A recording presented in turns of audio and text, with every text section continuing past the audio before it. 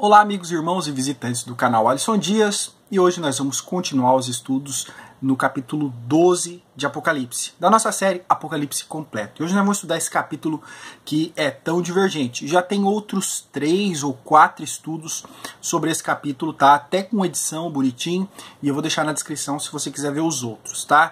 Mas eu estou fazendo esse outra vez para a nossa série, que é sempre de 30 minutos os vídeos, e também para ficar mais completo, porque eu tenho algumas atualizações para trazer, beleza? Antes de iniciar o estudo, eu quero mandar um abraço para 4 pessoas. Quero mandar um abraço para Cláudia Rodrigues, que está sempre aqui nesses estudos, nos estudos bíblicos, esses de meia hora, que são os mais importantes. Para o senhor Carlos Costa Ceruti, que também está em todos, muito obrigado, tá?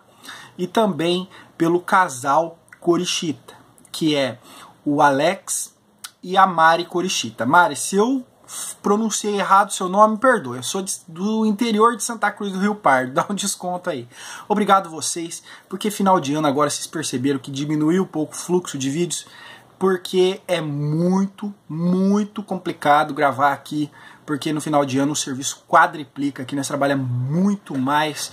Então, quando você tem um tempo disponível, está muito cansado para estudar. Estudei 4 horas para preparar esse estudo, e mais 1 hora agora fazendo o estudo, upando, então é difícil. Então esse apoio ajuda muito, tá? A gente não pede nada de contribuição financeira aqui no canal, nunca vamos pedir, mas se você comentar no vídeo, se você deixar o like, compartilhar, ajuda muito, me incentiva a trazer mais estudos. E Daniel também não vai ser esquecido, nós vamos voltar com Daniel no capítulo 11, é o que eu falei.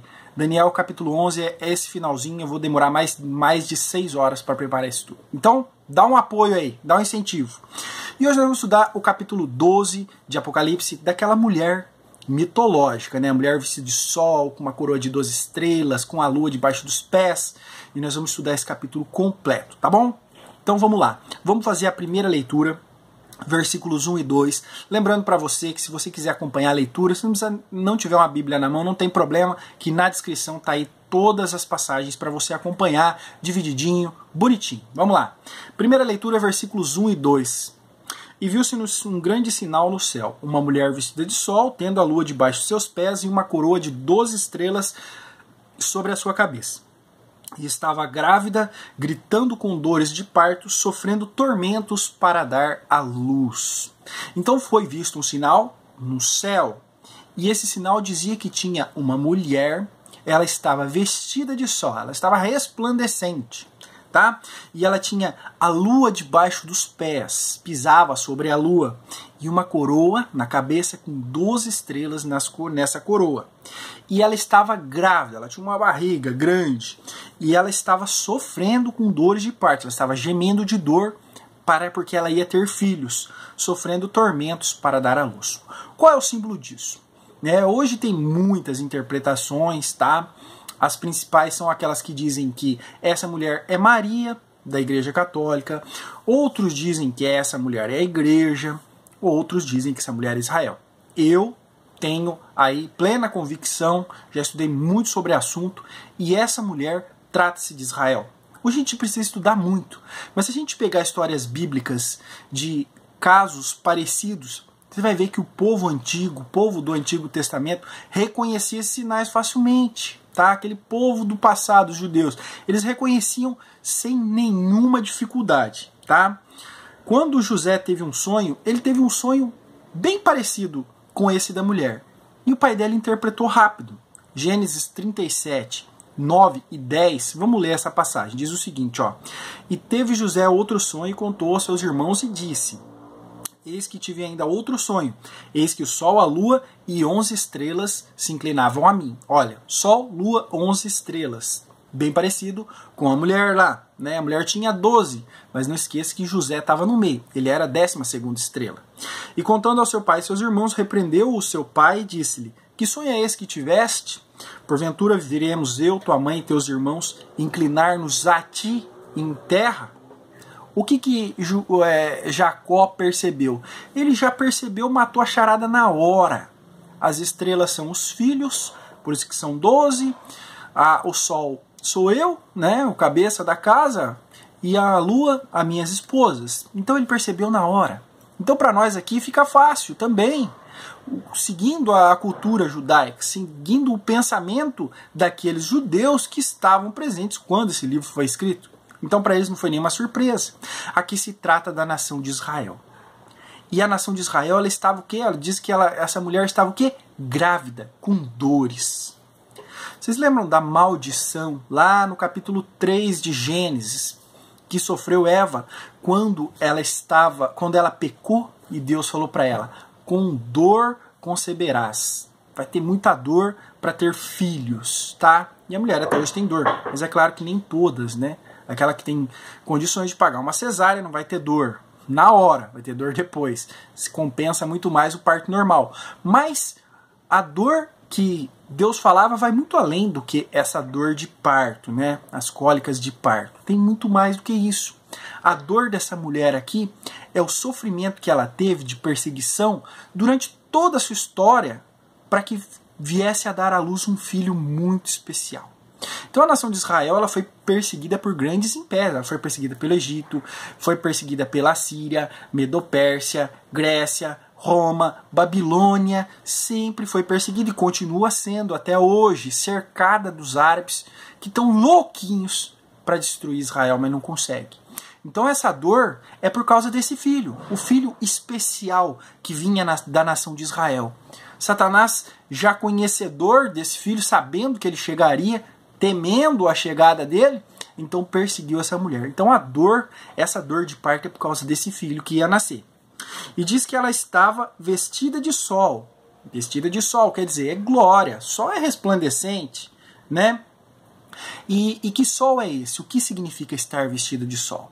Ela estava revestida de um poder real, de um rei que é majestoso e é resplandecente como o sol. Está falando de nosso Senhor Jesus Cristo. Dessa mulher, o filho que ela está esperando é o nosso Senhor e Salvador Jesus Cristo. E ele é resplandecente, ele é completo de glória. Até tem uma passagem em João em que ele se resplandece. Então ela estava revestida de sol, porque Cristo um dia vai reinar lá. Esse é o ódio de Satanás. Saber que um dia lá em Jerusalém, lá em Israel, o glorioso, aquele que tem o próprio brilho do sol em si, né? O sol é trevas perto dele. Esse vai reinar. Então, nós vemos isso, essa doutrina de que Cristo é a luz que ilumina, nós vemos em Apocalipse 21, 23 a 24, que fala da nova Jerusalém, aquela cidade restaurada, vinda do céu, onde Cristo está reinando, e diz o seguinte lá, ó: e a cidade não necessita de sol nem de lua para que nela resplandeçam, porque a glória de Deus a tem iluminado. E o Cordeiro é a sua lâmpada, Jesus é a lâmpada. E as nações dos salvos andarão à sua luz, e os reis da terra trarão para ela a sua glória e honra. Então, essa mulher vestida de sol, ela estava revestida de Cristo. Jesus, o grande rei, que vai reinar ali naquela nação. O milênio vai começar ali, em Jerusalém. E a glória que parte dali vai iluminar o mundo todo. Então, por isso que ela estava vestida do sol. E tem mais, diz que também que ela tinha a lua debaixo dos pés. A lua debaixo dos pés. O que é o símbolo disso? Se você voltar lá em Gênesis, diz que Deus fez 2 luminares. Um para governar o dia, outro para governar a noite. Qual é o luminar que governa o dia? O sol. Nasceu o sol, começou o dia. Se pôs o sol, acabou o dia. Qual é o luminar que governa a noite? Lua. Quando tem noite, tem lua. Não, claro que não todas as vezes, mas é o luminar da noite. Então nós vemos aqui que essa mulher, ela traz consigo algo assim, mostrando o bem e o mal, coisas contraditórias. O sol está com ela, aquele que governa o dia, aquele que governa a luz. E a Bíblia ensina que a luz é o caminho que devemos andar. A luz é o caminho do bem. Deus é luz. Quem segue luz, segue Deus. E a lua era o luminar que governava a noite, as trevas. E essa mulher, ela tinha o luminar que governa a noite nos seus pés. Estava sujeito a ela, subjugado. Isso quer dizer o quê? Que ela tinha poder sobre as trevas. Então nós vemos que a nação de Israel, hoje não é, hoje ela é muito perseguida, mas ela será revestida de luz, da luz de Cristo, e ela terá as trevas debaixo dos seus pés, subjugada. Esse é o símbolo. Continuando, nós vimos também que a ânsia de parto e a dor para dar à luz, porque ela ia dar à luz a um filho. Não vou fazer segredo, nosso Senhor Jesus Cristo, tá? E essa mulher, ela tem uma figura antagônica, tá?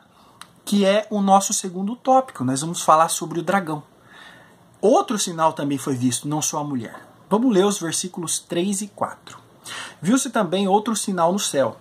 Eis um dragão vermelho que tinha 7 cabeças e 10 chifres, e sobre as suas cabeças 7 diademas. A sua cauda levava após si a terça parte das estrelas do céu e lançou-as sobre a terra. E o dragão parou diante da mulher que estava para dar à luz, para que, dando ele à luz, lhe devorasse o filho. Muito bem. Quem que é esse dragão? Satanás. Apocalipse, capítulo 20, versículo 1 e 2 diz o seguinte, ó. E vi descer do céu um anjo que tinha na mão a chave do abismo, e tinha uma grande cadeia na sua mão. Ele prendeu o dragão, a antiga serpente, que é o diabo e Satanás. Então, esse dragão, ele representa aqui, nessa história, Satanás. E ele vem para estar contra a mulher. Então nós vemos que a perseguição a Israel, desde lá do tempo passado até hoje aí com os árabes, sempre ela está uma perseguição que vem a comando, que vem a mando de Satanás. Então a nossa luta é espiritual. A luta de Israel pela sua sobrevivência, pelo seu território, é espiritual. É Satanás que usa das nações para oprimir aquele povo. Esse é o dragão que persegue a mulher, certo? E vamos ver os símbolos aqui do dragão, né? Tinha 7 cabeças. 7 cabeças. 7 cabeças representam 7 grandes impérios que perseguiram a nação de Israel. Que nós vemos que Satanás ele esteve durante toda a história comandando os grandes impérios, grandes governantes para oprimir e perseguir Israel. Egito, Assíria, Babilônia, Medo-Pérsia, Grécia, Roma. 6 impérios, certo? Eu pulei um aqui, né? Egito, Assíria, Babilônia, Pérsia, Grécia, Roma. 6. E qual é o 7º? O 7º é o império do anticristo que ainda há de vir. Então nós vimos que toda essa perseguição é comandada pelo dragão, Satanás. E que a nossa luta é espiritual, porque os governantes do mundo, eles estão controlados, são fantoches de Satanás para perseguir Israel. Por causa do quê? Por causa do filho, que ele não queria que o filho nascesse de forma alguma. 10 chifres sobre a sua cabeça e 7 diademas. Chifre representa poder, muitas vezes na Bíblia, e também reinado. Então ele tinha 10 chifres, tá? Os 10 chifres representam 10 reis. E diademas são o quê? Coroas. Então é poder e autoridade. 10 autoridades, 10 reis darão poder para o anticristo. Isso a gente vai ver nos próximos estudos, tá? Apocalipse 17:12 diz que ensina essa doutrina, né? Que os 10 chifres que viste são 10 reis, certo? Então os chifres são reis. A cauda que arrastava a terça parte das estrelas do céu. Nós vimos esse símbolo, uma cauda que arrastava a terça parte das estrelas do céu. Estrelas dos céus, muitas e muitas vezes na Bíblia representam os anjos. E nós sabemos que na rebelião de Satanás no céu, antes de ser lançado, ele conseguiu enganar a terça parte dos anjos do céu que foram lançados junto com ele, e que são os demônios que nos atormentam hoje, certo? E diz que o dragão para diante da mulher. Parou diante da mulher no momento que ela ia dar à luz. Imagina uma mulher numa maca ali, sendo atendida no momento de dar à luz. Então Satanás estava ali, aguardando, esperando para que o filho nascesse e ele engolisse o filho, lhe tragasse o filho. Mas foi uma tentativa frustrada.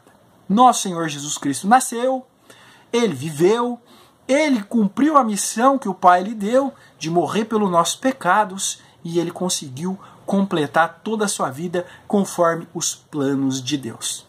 E nós vimos que ele fica diante da mulher, tenta lhe tragar o filho. Nós vimos isso quando Herodes mandou matar os meninos de 3, não me lembro, 3 ou 4 anos para baixo, na esperança de matar Jesus. Mas Jesus foi levado até o Egito, né? Um anjo avisou José e Maria e a vida de Nosso Senhor foi poupada, mas muitos meninos morreram. Então nós vemos que esse dragão, ele controla as autoridades do mundo, desde lá do passado até hoje, e continua. Todos os reinos estão sujeitos a esse dragão, né? Quando Jesus teve uma conversa com Satanás, Satanás tentou, Jesus disse: todos os reinos do mundo lhe darei se prostrado me adorares. Então os reinos desse mundo pertencem a Satanás. A nossa briga é espiritual, a nossa briga é com o dragão e não com as pessoas. As pessoas, os governantes, em sua grande maioria, são usados pelo dragão para oprimir o povo, e principalmente a nação de Israel. Mas os planos de Deus jamais podem sair frustrados. O menino nasceu, e esse é o motivo de o dragão se encolerizar. Nós vamos ver hoje a cólera do dragão. Continue acompanhando aí. Vamos ver aqui o terceiro tópico. Falamos da mulher, falamos do dragão, e agora nós vamos falar desse filho que conseguiu nascer, graças a Deus. Conseguiu porque era a vontade de Deus. Versículos 5 e 6. E deu à luz um filho varão, que há de reger todas as nações com vara de ferro. E o seu filho foi arrebatado para Deus e para o seu trono. E a mulher fugiu para o deserto, onde já tinha lugar preparado por Deus, para que ali fosse alimentada por 1260 dias. Então, ela conseguiu dar à luz a um filho, né? E esse filho há de reger todas as nações com vara de ferro. Apocalipse capítulo 21, você vê isso. Na volta triunfal de Jesus, na sua segunda vinda, em glória e poder, ele vem e lá está escrito que ele regerá as nações com vara de ferro. Esse é o filho que nasceu. E a mulher fugiu para o deserto. Tem duas interpretações aqui. Nós vemos que quando Jesus nasce, Herodes manda matar os meninos. José e Maria, avisados por um anjo, fogem para o deserto. E aqui também nós vemos essa referência, mas a gente pode ir mais além. Diz que a nação de Israel será levada para o deserto na época da grande tribulação. Nós falamos já dos 144 mil selados. E nós falamos que esses 144 mil selados, nenhum deles se perde, mas nenhum apenas. E que esses 144 mil pertencem à nação de Israel. Então, a nação de Israel, durante o período da grande tribulação, esses 144 mil que pertencem a esse povo serão preservados. Então, por isso que ela foi levada para o deserto e aqui fosse alimentada durante 1260 dias. Quando fala 1260 dias ou 3 anos e meio, está falando da perseguição do tempo da grande tribulação. Então, Israel vai ter uma proteção. Um certo povo separado, comprado por Deus ali, vai ter proteção e não vai morrer na grande tribulação. Ao contrário de nós, a Igreja de Cristo, que morreremos sim durante a grande tribulação, mas com muito prazer. É uma honra morrer pelo nome de Cristo. E mesmo que nos matem, tirem nossa cabeça, queimem nosso corpo e nos façam em cinzas, ainda assim, quando Cristo voltar, com ele nós voltaremos. Tá? E diz que o Filho foi arrebatado para Deus e para o seu trono. E o nosso Senhor Jesus Cristo nasceu com um propósito na sua vida: morrer para pagar pelos nossos pecados, pelo meu, pelo seu. E ele fez, ele concluiu. Lá na cruz ele disse que estava consumado e morreu, entregou sua vida. No terceiro dia, nosso Senhor Jesus Cristo ressuscitou, passou mais 40 dias na terra, depois de ressurreto. E depois desses 40 dias foi levado ao céu. E agora ele está à direita do Pai, sentado ao lado do Pai, esperando o momento de voltar para julgar e para reinar nesse mundo, tá? E o dragão não conseguiu impedir. Que pena, né? Vamos lá. Que pena para o dragão. Para nós é uma grande glória, né? Aleluia, o filho nasceu. A mulher foge para o deserto, né? Nós já falamos sobre esse tópico. Então, esse é a história do filho. O dragão tentou tirar, mas ele nasceu. O filho cumpriu sua missão e agora está à direita de Deus, no Pai. O quarto tópico, que abraça os versículos 7 até o 11, fala do quê? Fala sobre a guerra no céu. Depois que o filho cumpre sua missão, vai para do lado do Pai, à direita do Pai, acontece uma grande batalha no céu. Vamos ler, versículos 7 até o 10, vamos lá. Então houve guerra no céu. Miguel e os seus anjos batalhavam contra o dragão, e o dragão e os seus anjos batalhavam. Mas não prevaleceram, nem mais o seu lugar se achou no céu. E foi precipitado o dragão, a antiga serpente, que se chama Diabo e Satanás, que engana todo mundo. Foi precipitado na terra, e os seus anjos foram precipitados com ele, jogados de lá de cima. Então ouvi uma grande voz no céu que dizia: agora é chegada a salvação, poder e o reino de nosso Deus e a autoridade do seu Cristo, porque já foi lançado fora o acusador de nossos irmãos, o qual diante do nosso Deus os acusava de dia e de noite.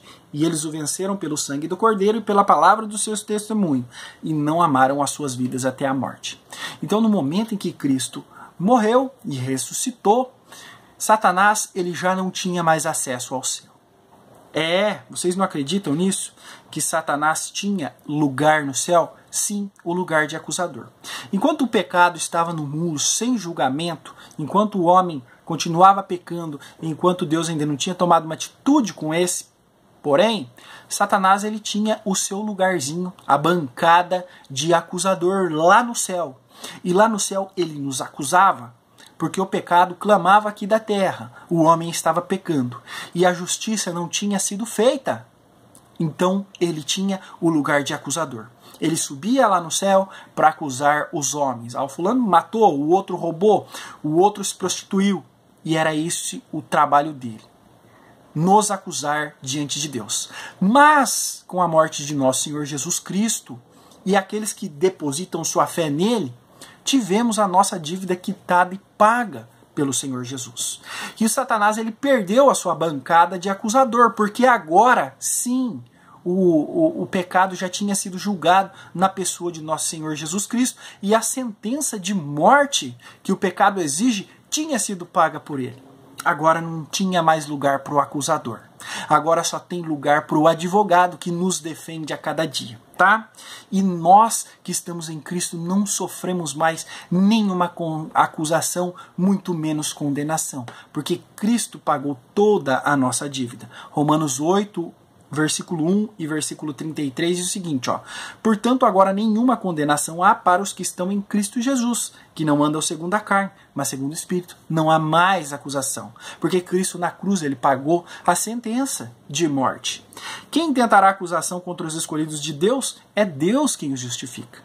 Já estamos justificados. E Satanás, depois de Cristo ter cumprido sua missão, ressuscitado, Satanás sobe lá para ser acusador. Mas quando ele chega lá em cima, Miguel diz: não, Satanás, pode sair daqui com seu cheirinho de enxofre, a dívida já foi paga. E de lá ele foi expulso. E se você duvida que Satanás tinha um lugarzinho lá no céu, uma bancadinha para ele e os seus demônios nos acusar, você precisa ler então o livro de Jó. Vamos ver aqui onde está. Capítulo 1, versículos 6 e 7.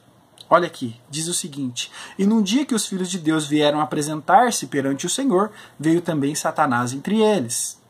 Então o Senhor disse a Satanás: de onde vens? E Satanás respondeu ao Senhor e disse: de rodear a terra e passear por ela. E Satanás tinha o lugar de acusador. E agora ele perdeu o lugar de acusador, porque a sentença foi paga. E nós temos redenção no sangue de Jesus Cristo. E já não podemos mais ser acusados de nada. Mas Satanás, é claro que perdendo esse privilégio que tinha de ir ao céu reclamar de nós, é claro que ele se encolerizou. É claro que ele se enfureceu demais. E esse é o quinto tópico que nós vamos abordar: a cólera do dragão. Nós vamos ver que o dragão, depois de Miguel ter lançado ele lá de cima, jogado aqui na terra abaixo, depois do momento da cruz, ele desce com todo ódio e violência, encolerizado, querendo destruir a mulher, né, e os seus descendentes. Capítulo 12, que nós estamos estudando, versículos 12 até o 17, nós vamos ler. Vamos lá. Pelo que alegrai-vos, ó céus, e vós que nele habitais. Mas ai da terra e do mar, porque o diabo desceu a vós com grande ira, sabendo que pouco tempo lhe resta. Quando o dragão se viu precipitado na terra, perseguiu a mulher que dera à luz o filho varão.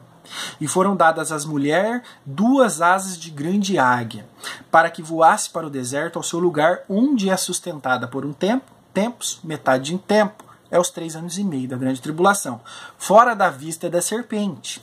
E a serpente lançou a sua boca atrás da mulher, e a água correu como um rio, para fazer que ela fosse arrebatada pela corrente. A terra, porém, acudiu a mulher. E a terra abriu a sua boca e tragou o rio que o dragão lançara da sua boca. E o dragão irou-se contra a mulher, e foi fazer guerra ao remanescente da sua semente, os que guardam os mandamentos de Deus e têm o testemunho de Jesus Cristo. Nós vimos no tópico anterior, a respeito da guerra no céu, que aqueles que venceram Satanás, aqui está falando não só dos anjos, mas está falando também de nós, os seres humanos. Olha, versículo 11. Eles venceram pelo sangue do Cordeiro e pela palavra do seu testemunho e não amaram as suas vidas até a morte. Então Satanás, ele perdeu a bancadinha que ele tinha no céu de reclamador, de acusador, foi lançado na terra. E ele já sabia. Ele conhecia as profecias do Antigo Testamento e sabia que o seu tempo já tinha se encurtado. Que Cristo em breve voltaria com toda certeza e ia aprisioná-lo por 1000 anos e depois disso lançá-lo no lago de fogo. O seu destino já estava traçado. E o que fazer nesse meio tempo? Até a volta de Cristo. Infernizar e atormentar os homens da terra. E aqui fala também do período da grande tribulação, onde ele quer desesperadamente destruir todos os judeus que sobraram. Mas nós vimos no capítulo 8 ou 7 talvez, que nós estudamos sobre os 144 mil selados, que esses judeus foram perseguidos. Por isso que diz que foi dado 2 asas de grande águia para que voasse para o deserto, onde é sustentada por um tempo, tempos e metade de um tempo. Então ela foi levada. Aquele remanescente, aquele restinho que sobrou da nação de Israel, foi levado para o deserto e foi protegido, tá? E a serpente lança água, lança exércitos, povos para tentar destruir, mas não consegue. Deus ajuda e eles são poupados, tá? E no versículo 7 diz que ele se irou muito contra a mulher e foi fazer guerra contra Israel. É isso que vai ser a grande tribulação, uma grande perseguição, primeiramente do povo judeu, que Satanás odeia. Por que odeia tanto? Porque lá daquele povo veio nosso Salvador. E em segundo, o que fala? Os que guardam os mandamentos de Deus e têm testemunho de Jesus. São aqueles que venceram, nós lemos o versículo 11, que venceram pelo sangue do Cordeiro e pelo seu testemunho. Esses somos nós, o remanescente, aquele restinho que sobrou, né?